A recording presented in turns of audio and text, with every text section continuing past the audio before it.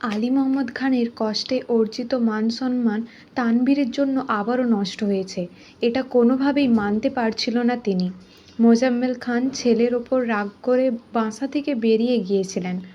তানভীর সেদিন প্রথমবারের মতো কেঁদেছিল, চিৎকার করে কেঁদেছিল। সেই কান্না কষ্টের ছিল না, ছিল এক আকাশ সমান আক্রোশের। ক্রোধানলে অন্তর জ্বলছিল। আগ্নেয়গিরির অগ্নি উৎপাতে সব কিছু জ্বালিয়ে দিতে ইচ্ছা হয়েছিল। কয়েক ঘন্টা চিৎকার করে হঠাৎ করেই চুপ হয়ে গিয়েছিল, একদম নিশ্চুপ। 2 দিন পানি পর্যন্ত খায়নি, লাস্ট কয়েকটা পরীক্ষাও দিতে যায়নি। দিন 10 আগেও যে তানভীর এক ডাকে না খেয়ে ছুটে গিয়েছিল, তানভীর নিজের বিপদে সেই নেতাদের নীরব ভূমিকা তানভীরের অন্তরাত্মাকে নাড়িয়ে দিয়েছিল। সত্যি মিথ্যা যাচাই না করে বাড়ির মানুষদের অপদস্থ করার শোকে তপ্ত হয়েছে বহুবার। 1 বছর আগে রাজনীতি নিয়ে যে স্বপ্ন দেখেছিল, 1 বছর পর ক্রোধে আনলে সেই রাজনীতির স্বপ্নকে নিজের হাতে পুড়িয়েছিল। আলী মোহাম্মদ খান যোগাযোগ করে উচ্চ মাধ্যমিক পরীক্ষা দেওয়ার ব্যবস্থা করে দিলেও তানভীরকে রাজি করানো সম্ভব হয়নি। তানভীর রাজনীতি আর পড়াশোনা দুটোকেই ছাড়ার সিদ্ধান্ত নিয়েছিল। এক বাসায় থেকেও 6 মাস বাবা ছেলে কেউ কারোর সাথে কথা বলেনি। সময়ের সাথে সাথে সব বদলে যায়। আলী মোহাম্মদ খানের জোরাজুরিতে মোজাম্মেল খান ছেলের সাথে টুকটাক কথা বলতে শুরু করেন।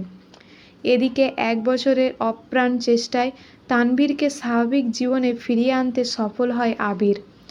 রাজনীতি পুরোপুরি ছেড়ে দিলেও পড়াশোনা ছাড়তে পারেনি। সেই কলেজে থেকে পাশ করে স্থানীয় এক কলেজে ইতিহাস সাবজেক্ট নিয়ে অনার্সে ভর্তি হয়েছে। পড়াশোনার প্রতি তীব্র বিতৃষ্ণা থাকা সত্ত্বেও শুধুমাত্র আবিরের জোরাজুরিতে পড়াশোনা চালিয়ে যাচ্ছে। মেঘ পুরো ঘটনার বিস্তারিত না জানলেও আম্মুর মুখে স্বল্প স্বল্প শুনেছেন। মেঘ পুরো ঘটনার বিস্তারিত না জানলেও আম্মুর মুখে অল্প স্বল্প শুনেছে। তবে তানভীরের 1 বছরের নীরবতা স্বচক্ষে দেখেছে সবাই। 1000 কিলোমিটার দূরে থেকেও নিজের ভাইয়ের প্রতি আবিরের যত্ন, দায়িত্ববোধ দেখে আবিরের প্রতি মেঘের মনোভাব বদলাতে শুরু করেছে। মেঘ মনে প্রাণে বিশ্বাস করে বর্তমানে তানভীরের পেছনে আবিরের ভূমিকা অনস্বীকার্য। তাই আবিরের প্রতি এত বছরের অভিমানের পাহাড় গলতে শুরু করেছে। বৃষ্টি কমে এসেছে, তানভীর ফ্রেশ হয়ে খেতে বসেছে। হালিমা ছেলেকে খেতে দিয়ে পাশের চেয়ারে বসে ধীর কণ্ঠে ছেলেকে বুঝাচ্ছেন। হালিমা শান্ত গলায় বললেন, তোর আব্বু বলছিলেন তোর পড়াশোনা করতে ভালো না লাগলে আব্বুর সাথে অফিসে যেতে। তানভীর মুচকি হেসে বলল, যেখানে আব্বু আমার সাথে ঠিকমতো কথাই বলে না, সেখানে অফিসে গিয়ে কী করব আমি? কিছুদিন অফিসে গেলেই আস্তে আস্তে ঠিক হয়ে যাবে। কিছু সম্পর্ক ঠিক হওয়ার নয়। আর ছেলেরা সারা জীবন বাবাদের প্রিয় থাকতেও পারে না। প্রিয় হওয়ার চেষ্টা তো সবাই করে, আমি না হয় অপ্রিয় হয়েই থেকে গেলাম। হালিমা ধীরকণ্ঠে আওড়ালেন, বাবার সঙ্গে অভিমান করে কতদিন থাকবি? আমার অভিমান বোঝার সাধ্য কি আব্বুর হবে কোনো দিন? তোর আব্বু তোকে ভীষণ ভালোবাসেন। জানি, তানভীর ক্ষীণ হেসে বলল, তারপরেও তোদের সম্পর্কের মাঝে এত দূরত্ব কেন? ঘনিষ্ঠ সম্পর্কের মাঝে অবিশ্বাস বাড়ানোর থেকে দূরত্ব বাড়ানোই শ্রেয়। অন্তত যথাযথ সম্মানটা বজায় থাকবে। তার মানে তুই অফিসে যাবি না? না, তানভীরের অকপট উত্তর। হালিমা ছেলেকে প্রশ্ন করলেন, কি করবি তুই? এখন যা করছি, ফ্রিল্যান্স। এসবই কি তোর ভবিষ্যৎ? হয়তো হ্যাঁ, নয়তো না। তোদের যা ইচ্ছা কর, আমার কি? তানভীর মলিন হেসে বলল, আব্বুর মতো তুমি অন্তত আমার ওপর রাগ করো না। ঠিক আছে, তোরা যা ভালো মনে হয় তাই করিস। তোর যা ভালো মনে হয় তাই করিস। তানভীর নিঃশব্দে হাসল। হালিমা বেগমও ছেলের মাথায় হাত বুলিয়ে কুণ্ঠা আড়াল করে হাসার চেষ্টা করলেন। ঘড়ির কাঁটা রাত 12টা ছুঁয়ে ছুঁয়ে। মেঘ খানিকক্ষণ যাবৎ ফোন হাতে নিয়ে বসে আছেন। উৎকণ্ঠায় বুক কাঁপছে অবিরাম। আবিরকে কল দেওয়ার জন্য আম্মুর ফোন নিয়ে এসেছে। বুকের ধুকপুকানি কাটিয়ে কয়েক সেকেন্ড সময় নিয়ে ভয়ে ভয়ে কল দিল। কল রিসিভ হতে খানিকক্ষণ সময় লাগলো। ওপাশ থেকে ঘুমন্ত ভাঙা এক পুরুষালী কণ্ঠস্বর কানে বাজল, মামনি। কণ্ঠ শুনেই বোঝা যাচ্ছে সদ্য ঘুম ভেঙেছে আবিরের। ঘুমের রেশ কাটেনি এখনো। অসময়ে কল দেওয়ার আতঙ্কে মেঘের অন্তরাত্মা পর্যন্ত শুকিয়ে গিয়েছে। কল কেটে দেবে নাকি কথা বলবে সে আশঙ্কায় আছে।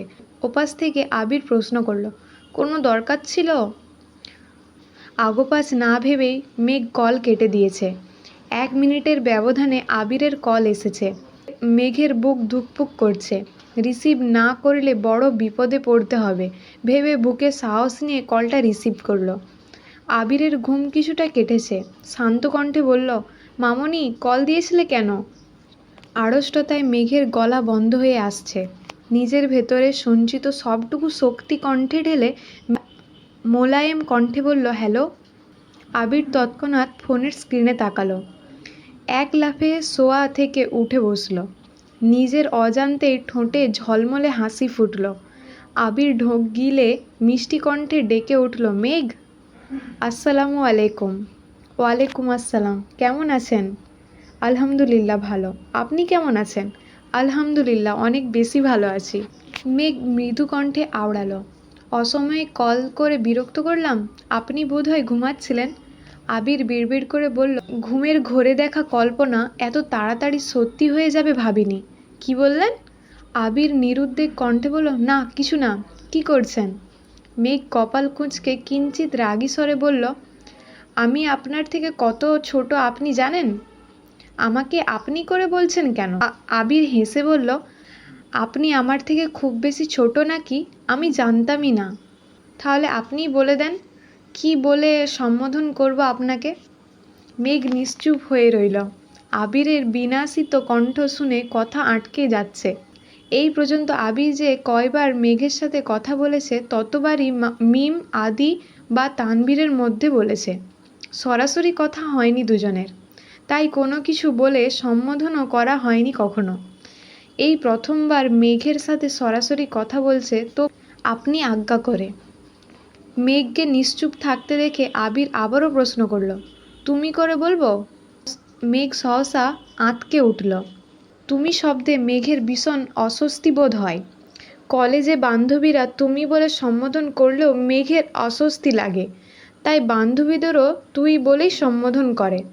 এখন আবির মেঘকে তুমি বলবে? অসম্ভব। মেঘ ঝটপট উত্তর দিল, তুইটাই ঠিক আছে। তুমি বললে সমস্যা কি? আবিরের কিংকর্তব্য বিমূঢ় প্রশ্ন। এমন প্রশ্নে মেঘের বিরক্তি লাগছে। উইশ করে রেখে দিবে ভেবে কল দিয়েছিল, সেখানে উইশ করার নামই নিতে পারছে না। আবিরের অযাচিত প্রশ্নে মেঘ ইতস্ততা বোধ করছে। নিঃশ্বাস ছেড়ে স্বাভাবিক কণ্ঠে বলল, আমি শুনেছি মিম, আদি, ভাইয়া সবাইকেই আপনি তুই বলে সম্বোধন করেন, তাই আমাকে তুই বলে সম্বোধন করলেই খুশি হব। ঠিক আছে, ভেবে দেখব। আবিরের সাদাসিধে জবাব। মেঘ ভুরু গুটিয়ে প্রশ্ন করল, মানে? আবির ক্ষীণ হেসে বলল, 1000 জনম অপেক্ষা করিয়ে হঠাৎ আমাকে কল দেওয়ার কারণটা কি জানতে পারি? শুভ জন্মদিন।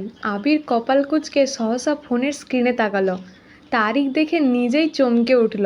পড়াশোনা আর কলেজের চাপে নিজের জন্মদিনের কথা বেমালুম ভুলে গিয়েছিল। আবির ধন্যবাদ না জানিয়ে উল্টো প্রশ্ন ছুড়ে দিল, আমার জন্মদিনের কথা আপনি জানলেন কিভাবে? মেঘ জড়তা কাটিয়ে উত্তর দিল, বড় আম্মুর মুখে শুনেছি। ও ধন্যবাদ, মৃদুস্বরে বলল আবির। মেঘ কিছু না বলে সরাসরি বলে উঠল, এখন রাখছি। কেন? জন্মদিনের শুভেচ্ছা জানানোর জন্যই কল দিয়েছিলাম। আবিরের উজ্জ্বল মুখশ্রীতে ঈষৎ আঁধার নামল। বিমর্ষ গলায় শুধালো, আবার কবে কথা হবে? অপেক্ষার সীমা এবার কতটা দীর্ঘ হবে? জানি না। মেঘের অবাক্য জবাব। কালবৈশাখী ঝড়ের পূর্বে নিস্তব্ধ পরিবেশের মতোই নিশ্চুপ রজনী। নিশাচর পাখিরাও নির্বাক আজ।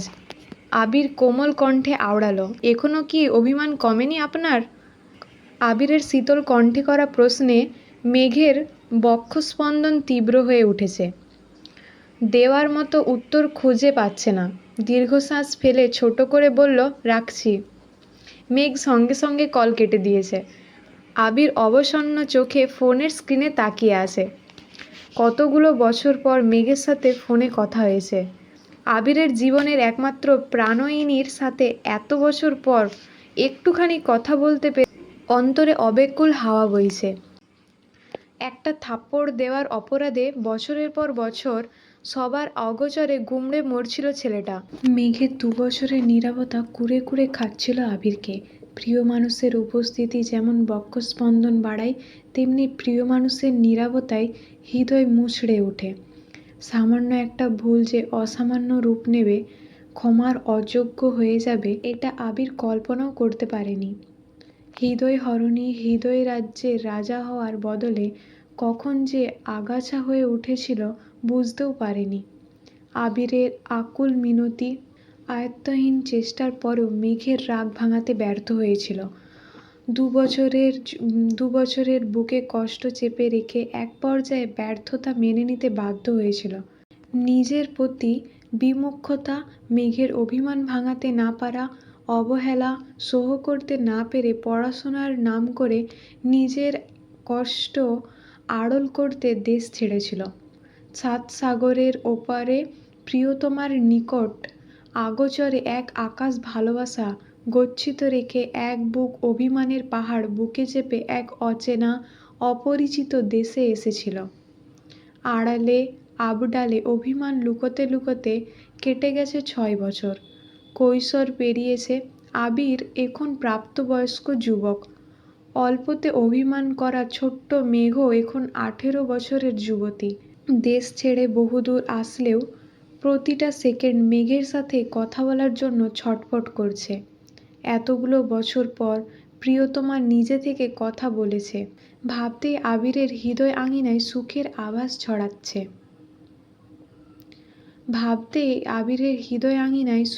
আভাস ছড়াচ্ছে। হৃদয়ের অন্তস্তল থেকে প্রশস্তির নিঃশ্বাস বেরিয়ে আসছে।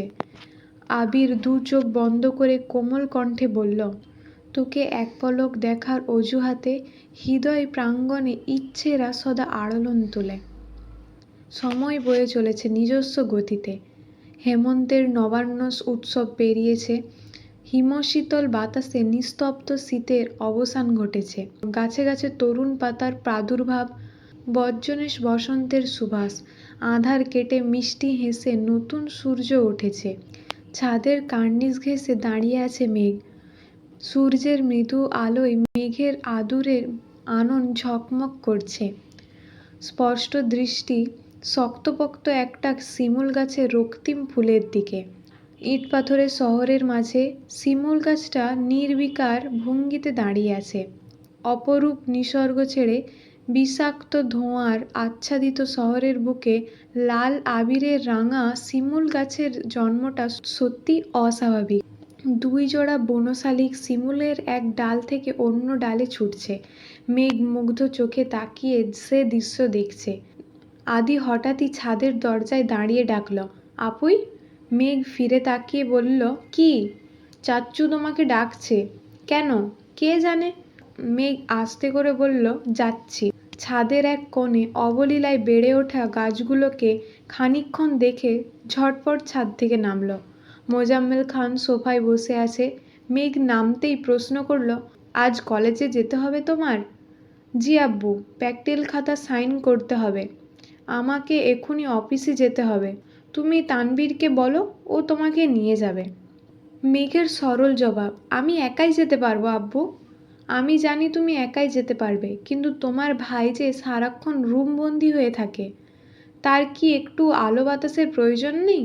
মেঘ মুচকি হেসে বলল, ঠিক আছে, ভাইয়াকে নিয়ে যাব। মেঘ পুরোপুরি রেডি হয়ে তানবীরকে ডাকতে এসেছে। তানবীর এখনও ঘুমে। সারা রাত জেগে অনলাইনে কাজ করে 12টা অবধি ঘুমানোর বাজে এক অভ্যাস হয়েছে। মেঘ আগেও ডেকে গিয়েছে, উঠছি বলে আবারও ঘুমিয়ে পড়েছে। ঘুমন্ত তানবীরকে দেখে মেঘ ক্লান্ত হয়ে দরজায় ঠেস দিয়ে দাঁড়িয়ে অবচেতন মনে ডাকে, ভাইয়া ওঠো, আর কত ঘুমাবে? তুমি এভাবে ঘুমালে আমার কপালে ভাবই জুটবে না। তানবীরের ঘুম কিছুটা কাটতেই শোয়া থেকে উঠে বসল। ঘুম ঘুম চোখে মেঘের দিকে তাকিয়ে কোনো মতে বলল, 5 মিনিট। তাড়াহুড়ো করে রেডি হয়ে বেরিয়েছে। ঘুমের রেশ পুরোপুরি কাটেনি এখনো। রিকশায় করে মেঘেদের কলেজের সামনে এসেছে।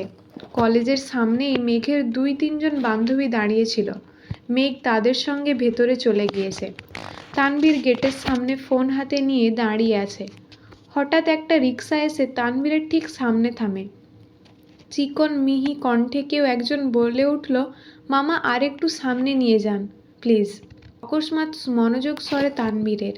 চোখ তুলে তাকাতেই বন্যার গালের পাশটা স্পষ্ট চোখে পড়ল। তেমন একটা গুরুত্ব না দিয়ে চোখ নামাতে নিলে অকস্মাৎ দৃষ্টি স্থির হলো। তানভীর সহসা কড়া কণ্ঠে চিৎকার করে, আমার রিকশা থামান।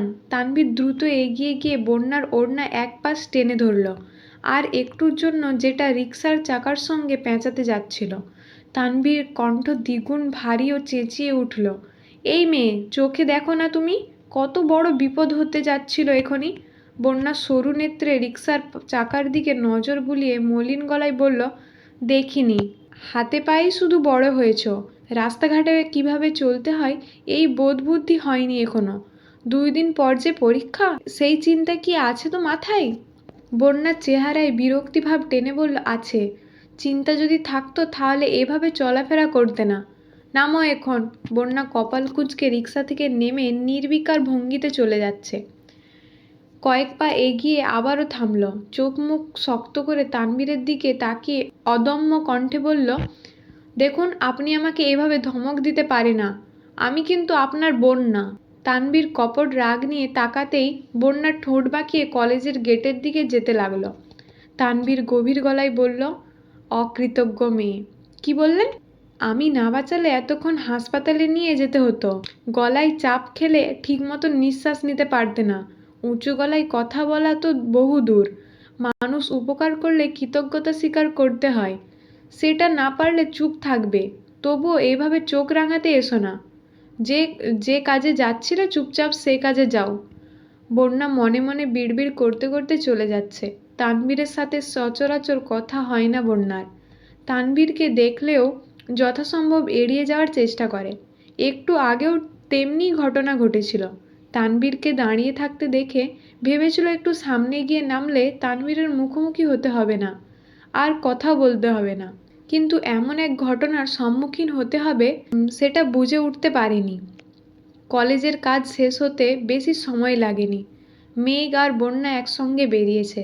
কলেজের সামনে তানভীরকে না পেয়ে মেঘ সঙ্গে সঙ্গে কল দিল। তানভীর কল রিসিভ করে পাশেই একটা জায়গার নাম বলল। বন্যা যেতে না চাইলেও মেঘ জোর করে সেখানে নিয়ে গেল। নতুন এক রেস্টুরেন্ট দেখে দুজন মুখ চাওয়াচাই করে ভেতরে ঢুকলো। তানভীর আর এক ছেলে একসঙ্গে বসে গল্প করছে। তানভীর মেঘকে দেখিয়ে বলল, ও আমার বোন, আর পাশের জন বোনের বান্ধবী। ছেলেটা উঠে বিনয়ের স্বরে বলল, হ্যালো আপু, কেমন আছেন আপনারা? আলহামদুলিল্লাহ ভালো, আপনি কেমন আছেন? আলহামদুলিল্লাহ ভালো কি খারাপ সেটা আপনার রিভিউ দেওয়ার পর বুঝতে পারবো। কি খাবেন বলুন? তানভীর শান্ত কণ্ঠে বলল, ওরা কি বলবে, তোর রেস্টুরেন্টের বেস্ট খাবারগুলো নিয়ে আয়, টেস্ট করে জানাচ্ছি। মেঘ আর বন্যা পাশাপাশি বসেছে। তানভীরের মনোযোগ ফোনে। মেঘ বা বন্যা কারো দিকেই তাকাচ্ছে না। ঠিক অকস্মাৎ কিছু ভেবে বন্যার দিকে তাকালো। এই মেয়ে, তুমি কি তখন গলায় ব্যথা পেয়েছিলে? বন্যা থতমত খেয়ে তাকালো। কিঞ্চিৎ চাপা স্বরে বলল, জি না, ব্যথা পাইনি। মেঘ কপাল কুঁচকে প্রশ্ন করলো, কি হয়েছে? তানভীর নির্লিপ্ত প্রশ্ন, তোর বান্ধবী তোকে বলেনি কিছু? না, কি বলবে? মেঘ আর চোখে তাকিয়ে শুধালো। তানভীর বন্যার চোখে চোখ রেখে ছোট্ট করে আওড়ালো, বলনি কেন? মেঘ আবারও প্রশ্ন করলো, কি হয়েছিল তোর? বন্যা চিবিয়ে চিবিয়ে উত্তর দিল, তেমন কিছু না, বাদ দে। মেঘ স্বাভাবিকের তুলনায় একটু বেশি রাগী, তার ওপর আবেগী। বন্যা অ্যাক্সিডেন্ট করতে নিয়েছিল শুনলে কি থেকে কি বলতে শুরু করবে তার হিসাব নেই। তাই সামান্য বিষয়টা বন্যা মেঘের সামনে ভাসাতে চাচ্ছে না। তানভীরও আর কিছু বলেনি, অন্যমনস্কভাবে বসে আছে। সচরাচর মেঘকে নিয়ে বাইরে কোথাও বের হওয়া হয় না। সন্ধ্যা হয়ে গেলে মাঝে মধ্যে টিউশন থেকে মেঘকে বাসায় নিয়ে যাওয়ার দায়িত্বটা তানভীরের থাকে, তবে স্পেশালি কখনো কোথাও নিয়ে যাওয়া হয় না। মেঘ আশেপাশে নজর বুলাচ্ছে। দেওয়ালের কিছু কিছু আর্ট দেখে মুগ্ধতায় তার মন ছুঁয়ে যাচ্ছে। বন্যা মাথা নিচু করে বিড়বিড় করে বলল, আমি আসতে চাইনি এখানে, তুই কেন জোর করে নিয়ে আসলি আমাকে? মেঘ আনমনা দৃষ্টিতে বন্যার দিকে তাকায়। বন্যার চোখে মুখে বিরক্তির ছাপ। ভেতরে ভেতরে ফসফস করছে। তানবীরের প্রতি মেয়েটার অদ্ভুত রকমের তিক্ততা। মেঘ সব কিছু জানা সত্ত্বেও মেয়েটাকে নিয়ে রেস্টুরেন্টে এসেছে, কারণ বন্যাকে নিয়ে আসার কথা তানবীরই বলেছিল ফোনে।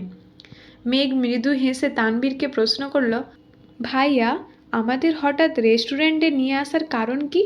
তানবীর বলল, বন্ধু নতুন রেস্টুরেন্ট দিয়েছে, আমাকে কলেজের সামনে থেকে টেনে নিয়ে এসেছে। খাবারের মানের ব্যাপারে আমার থেকে তোরা ভালো বুঝবি, তাই তোদের নিয়ে আসলাম। কিছু সময়ের ব্যবধানে রেস্টুরেন্টের বেস্ট বেস্ট আইটেম টেবিলে পরিপূর্ণ হয়ে গিয়েছে। তানবীর মেঘকে খাওয়ার জন্য ইশারা করলো। মেঘও সঙ্গে সঙ্গে খাওয়া শুরু করলো। অযথা সময় নষ্ট করার মতো সময় হাতে নেই। বিকালে কোচিংয়ে পরীক্ষা আছে, এখনও পড়া কমপ্লিট হয়নি। মেঘ মনোযোগের সহিত খাবার খেলে তানবীরের সামনে বসে খেতে বন্যার ভীষণ অস্বস্তি হচ্ছে। বারবার এপাশ ওপাশ নজর বুলাচ্ছে। কলেজ থেকে বেরিয়ে সোজা বাসায় চলে গেলে এখন এই অস্বস্তির মুখোমুখি হতে হতো না তাকে। ভেতরে ভেতরে নিজের প্রতি ক্ষুব্ধ হচ্ছে খুব। বন্যার অস্থিরতা বুঝতে পেরে তানবীর বিরক্তি নিয়ে শুধালো, আমি কি এখান থেকে উঠে যাব? বন্যা চমকে তাকালো। তানবীরের সঙ্গে চোখাচোখি হলেও দৃষ্টি নামিয়ে নিতে এক মুহূর্ত বিলম্ব হলো না। মেঘ এক নিমেষের জন্য বন্যার দিকে তাকালো। আড়ালে সারাক্ষণ যাকে নিয়ে নিরর্থক অভিমান পোষণ করে তার সম্মুখে বসে সহসা বদনে খাবার খাওয়া সহজ কাজ নয়। মেঘের অধরে এক চিলতের হাসির ঝলক দেখা গেল। নির্লিপ্ত ভঙ্গিতে বলল, তোমার কোথাও যেতে হবে না, বন্যার নিজের মতো খেতে থাকুক, তুমি ওর দিকে তাকিও না। তানবীর গভীর কণ্ঠে বলল, তোর বান্ধবীর দিকে তাকাতে আমার বয়ে গেছে। এমনভাবে ছটফট করতেছে মনে হচ্ছে আমি তার খাবারের বিষ মিশিয়ে দিয়েছি। মেঘ ঈষৎ হেসে তানবীরকে স্বাভাবিক করার চেষ্টা করল। আয়েশার সাথে তানবীরের অনাকাঙ্ক্ষিত ঘটনার পর থেকে তানবীরের সবসময় মেয়েদের সাথে দূরত্ব রেখে চলে। মেঘ মিম ছাড়া কারো সাথে নিজের ইচ্ছেতে কথাও বলতে যায় না কখনো। বন্যা মেঘের বেস্ট ফ্রেন্ড হওয়ায় অনেক বছর যাবৎ বন্যাকে চিনে। বন্যার স্বভাব চরিত্র শান্ত হওয়ার কখনো সেভাবে ধমক দেওয়া বা শাসন করারও প্রয়োজন হয়নি। তাছাড়া তেমনভাবে কথা বলার দরকারও পড়েনি। কতকগুলো বছর হাতে গোনা, কয়েকবার কথা হলেও সেটা মেঘকে ঘিরেই হয়েছে। আজকে প্রথমবারের মতো বন্যার সাথে আলাদাভাবে কথা হয়েছে। তানবীরের চোখে মেঘ আর বন্যার মধ্যে বিশেষ কোনো পার্থক্য নেই। দুজনকেই বোনের নজরে দেখে এসেছে। তানবীর চুপ করে খাবার শেষ করলো, বন্যার দিকে একবারের জন্যও তাকায়নি। হঠাৎ আবিরের কল আসায় তানবীর ফোনে কথা বলতে বলতে উঠে গেল। বন্যা এতক্ষণ অন্যমনস্কভাবে খাবার খাচ্ছিল। তানবীর চলে যেতেই মেঘ চোয়াল শক্ত করে প্রশ্ন করলো, কী সমস্যা তোর? তুই আমাকে জোর করে কেন নিয়ে আসলি? ভাইয়া বলছিল বলেই তোকে নিয়ে এসেছি, নয়তো তোকে ভাইয়ার সামনে ভুলেও নিয়ে আসতাম না। যে আমার ভাইয়াকে সহ্য করতে পারে না, আমিও তাকে সহ্য করতে পারি না। বন্যা নিষ্প্রিয় স্বরে বলল, আজ কলেজে আসাটাই আমার ভুল হয়েছে। মেঘ ক্ষীণ হেসে জিজ্ঞাসা করলো, কেন? বাসা থেকে বেরিয়ে রিক্সা পাইনি, হেঁটে মোড় পর্যন্ত আসতে আসতে দুবার হোঁচট খেয়েছি, অবশেষে রিক্সায় উঠতে গিয়ে 3বার হোঁচট খেয়েছি। কলেজের সামনে এসে রিক্সার চাকায় ওড়না পেঁচিয়ে নিচ্ছিল, ভাগ্যিস তোর ভাই দেখেছে, নয়তো বড় কোনো বিপদে পড়তে হতো। ক্লাসে তোর জন্য আমি শুধু শুধু স্যারের ধমক খেলাম, আর এখন তোর ভাইয়ার চোখে অসহ্যকর মেয়ে হলাম। এত কিছু হয়ে গেল অথচ তুই আমাকে কিছুই বললি না। মেঘ সটরাগ নিয়ে বলল, বলার সুযোগই তো পাইনি। তোর ভাই কি মনে করলো কে জানে। ভাইয়ের এসব কিছু মনেই থাকবে না। সত্যি কথা বলতে, খাবার খেতে বসে লজ্জা পাওয়া, ইতস্তত বোধ করা, উদাসীন থাকা, এগুলো ভাইয়ার সহ্য হয় না। এরকম আচরণের জন্য মিম আর আদি এখনও ভাইয়ার কাছে ধমক খায়। সেসব বাদ দে, ভাইয়া আসার আগে তাড়াতাড়ি খাবার শেষ কর। বিল পরিশোধ করে খানিক বাদে তানবীর এগিয়ে এসে মোলায়েম কণ্ঠে শুধালো, খাওয়া শেষ? মেঘ বন্যাকে একবার দেখেই জানালো, হ্যাঁ। যাবি নাকি বসবি কিছুক্ষণ? চলে যাব, বিকালে পরীক্ষা আছে, বাসায় গিয়ে পড়তে হবে। ঠিক আছে চল।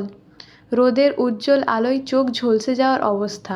একটা রিক্সা ডেকে তানবীর বন্যাকে উঠতে বলল। এতক্ষণ ইতস্তত বোধ করলেও তানবীরের অহীন আচরণে বন্যায় বিস্মিত না হয়ে পারল না। বোনের প্রতি ভাইয়ের দায়িত্ববোধ জন্মগতভাবেই খুব স্বাভাবিক বলা যায়। একমাত্র বোন হলে সেই স্নেহ, মায়া, মমতা একটু বেশি প্রকাশ পায়। তাই বলে বোনের বান্ধবীর প্রতিও এতটা গুরুত্ব। বন্যা মেঘের থেকে বিদায় নিয়ে চলে যাচ্ছে। মেঘ আর তানভীরও বাসায় চলে এসেছে।